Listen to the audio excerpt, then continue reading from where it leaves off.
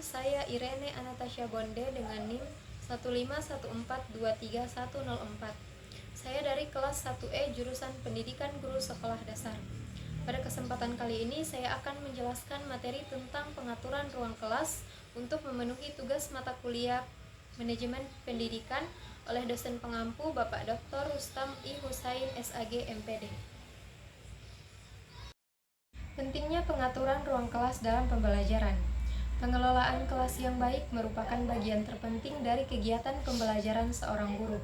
Berdasarkan Permendiknas Nomor 16 Tahun 2007 tentang kompetensi standar kualifikasi akademik dan kompetensi guru untuk kompetisi penyelenggaraan pembelajaran yang mendidik, disebutkan bahwa guru harus melaksanakan pembelajaran yang mendidik di kelas, di laboratorium, dan di lapangan.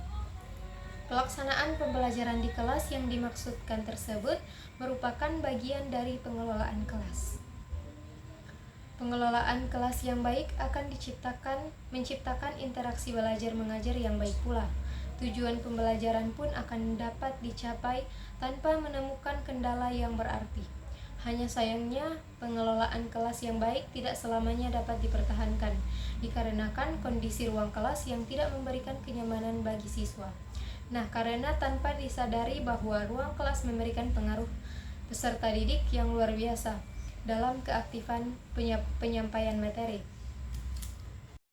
Dengan pentingnya penataan yang ruang kelas bagi proses belajar mengajar, dibutuhkan pengembangan variasi baik dari segi penataan tempat duduk maupun perlengkapan yang menunjang dalam pencapaian tujuan pembelajaran.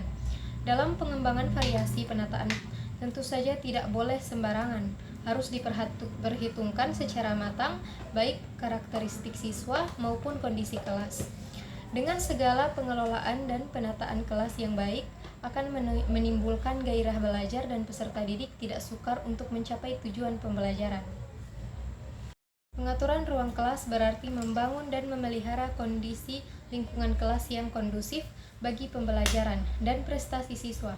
Siswa dapat belajar lebih banyak di beberapa lingkungan kelas dibandingkan lingkungan kelas yang lainnya. Tata ruang kelas merupakan kegiatan yang terencana dan sengaja dilakukan oleh guru atau dengan tujuan menciptakan dan mempertahankan kondisi yang optimal, sehingga diharapkan proses belajar mengajar dapat berjalan secara efektif dan efisien, sehingga tercapai tujuan pembelajaran.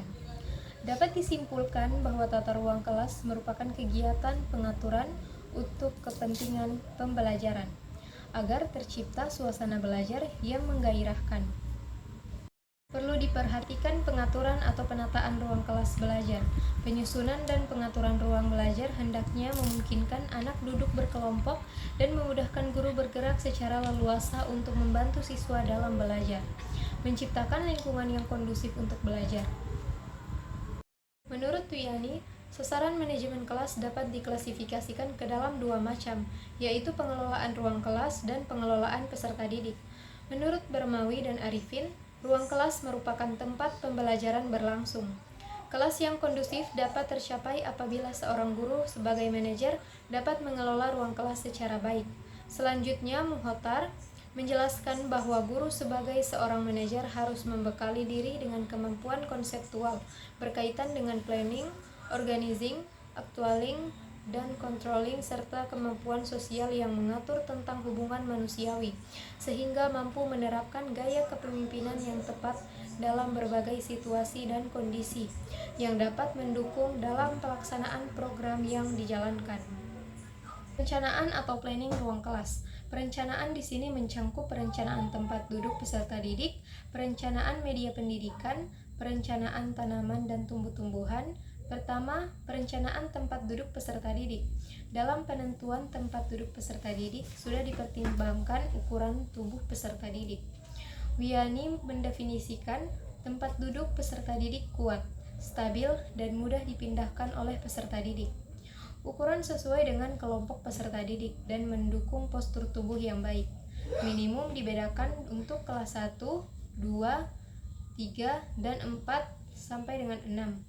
Dalam menentukan formasi tempat duduk peserta didik, guru menyesuaikan dengan materi, metode, dan pendekatan yang digunakan dalam pembelajaran. Kemudian tingkat fokus siswa, pandangan, dan keluhan siswa. Tujuan dari perencanaan tempat duduk tersebut supaya siswa lebih fokus dan semangat dalam belajar. Namun dalam menentukan formasi tempat duduk tersebut, guru jarang melibatkan pendapat ahli. Kedua, perencanaan media pendidikan. Media pendidikan disediakan oleh sekolah yang dibeli berdasarkan dana operasional sekolah atau BOS. Media pendidikan yang dilaksanakan sekolah sesuai dengan kebutuhan kelas. Namun guru dituntut harus mampu mengembangkan media yang telah diberikan. Media yang digunakan dalam proses belajar mengajar disesuaikan dengan materi yang dipelajari. Ketiga, pengawasan tanaman dan tumbuhan. Jika ada siswa yang merusak tanaman tersebut, maka siswa itu akan ditegur. Pengawasan tanaman dan tumbuhan dipimpin oleh kepala sekolah selaku manajer sekolah. Pengaturan ruang kelas yang baik dan benar. Salah satu unsur dari pengelolaan kelas adalah penataan kelas.